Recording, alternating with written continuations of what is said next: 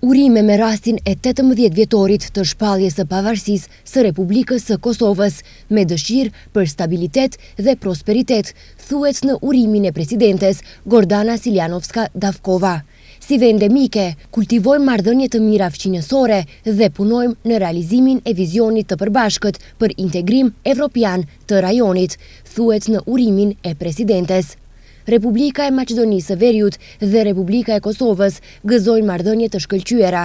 Lidhjet tona fqinjësore, shoqërore dhe historike janë të forta dhe përbëjnë një themel të palëkundur për thellimin e mëtejmë të partneritetit ndërmjet dy vendeve tona, thuhet në urimin e kryeparlamentarit Afrim Gashi. 17 shkurtin e pavarësisë së Kosovës e ka uruar edhe koalicioni Vlen. Urimet i drejtohen presidentes Vjosa Osmani, kryeministrit Albin Kurti dhe të gjithë qytetarëve të Republikës së Kosovës.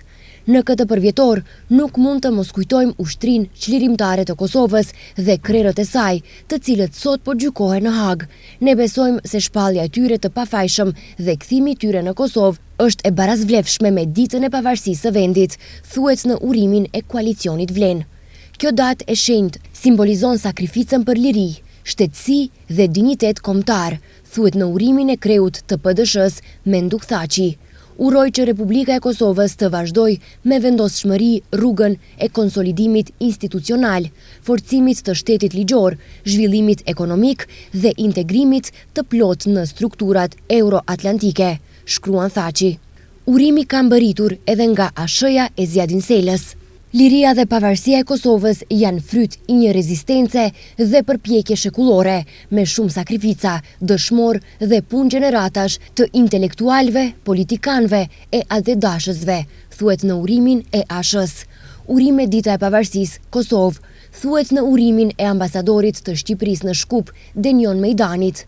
Sot kujtojmë rrugën e gjatë të sakrificës dhe qendrës që çoi drejt lirisë dhe shtetësisë. Kosova jon e lirë mbetet simbol i dinjitetit, guximit dhe vendosshmërisë së popullit që zgjodhi të jetojë i lirë në tokën e vet, thuhet në urimin e ambasadorit Mejdani.